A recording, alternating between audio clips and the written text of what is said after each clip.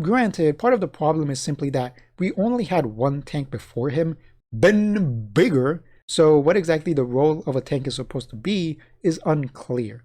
The class is very limited right now, but hopefully, Caesar being the first 5-star tank will give us a clearer picture for tank as a role. Xingyi is a really fun stunner. I love that she just straight up has an infinite combo. If you keep mashing attack while in this animation, she will keep going. Not even the heat death of the universe could stop her.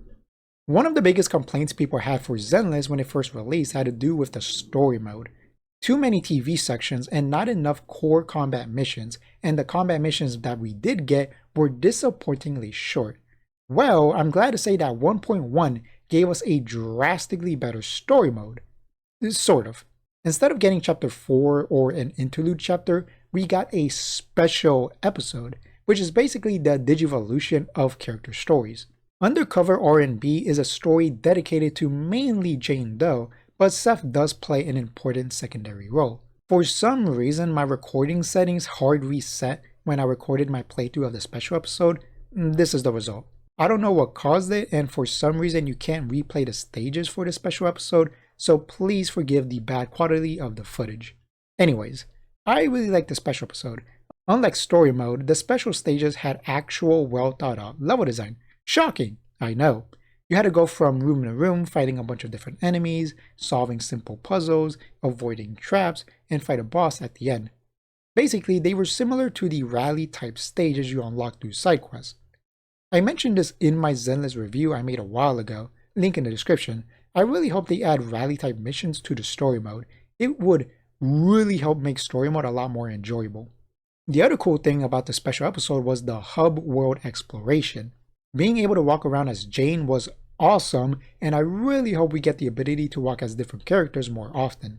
I'm writing the script before the 1.2 livestream. I'm really hoping they announce the ability to walk around as Caesar either in her special episode or chapter 4 or whatever we get in 1.2. In version 1.2, proxies will get to explore new Eridu from the perspective of Caesar and Bernice. But that's not all. You'll also be able to switch freely between Wise and Belle. Choosing's for chumps. You really can have it all. And even though it won't be in the upcoming update, by version 1.4, proxies will be able to explore the city freely as any one of your agents.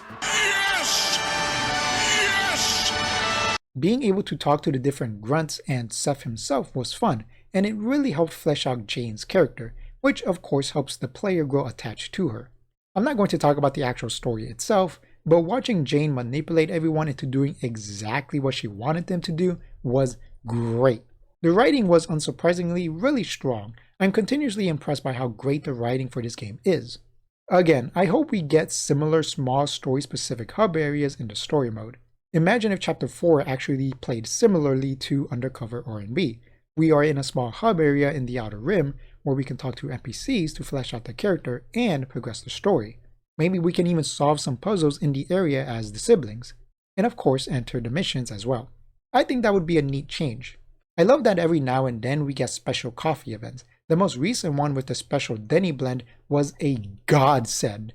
Similarly to real life, your boy was giga broke, in complete shambles.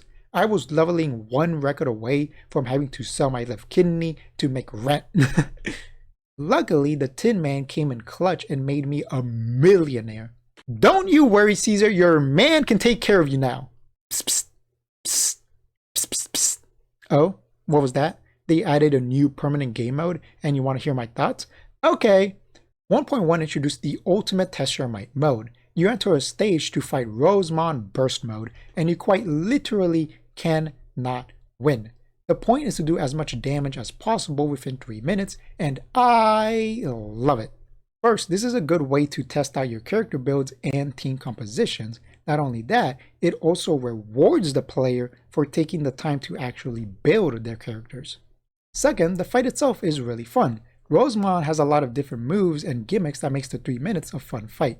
There was a real danger of the mode being boring since a 3-minute fight is a lot, but luckily, the devs made a good, fun, engaging boss for the player to fight.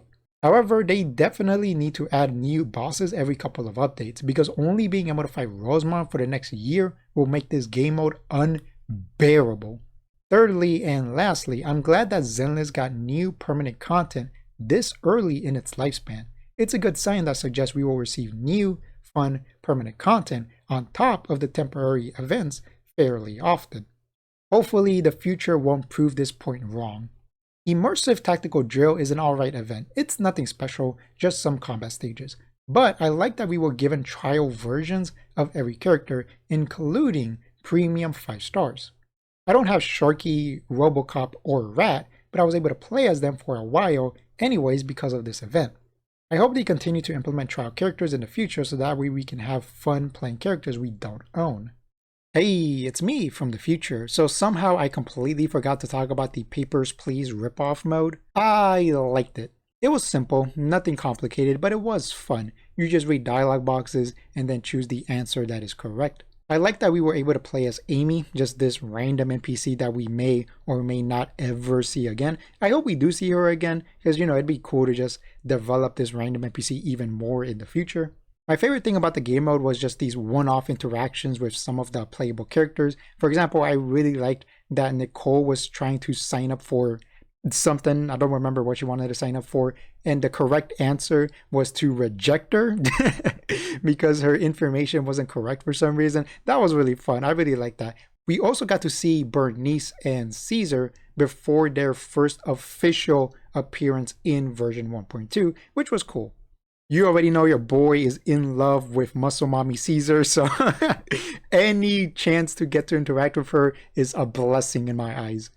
Thank you, Zenless, for this feast you've laid before me. Like I said, this was a fun little event, and I wouldn't mind if we get it again in the future. We get another Ripoff Paper Piece game mode in the future, maybe with an expanded gameplay gimmicks, and we get to develop Amy as a character more in the future. I think that'd be nice.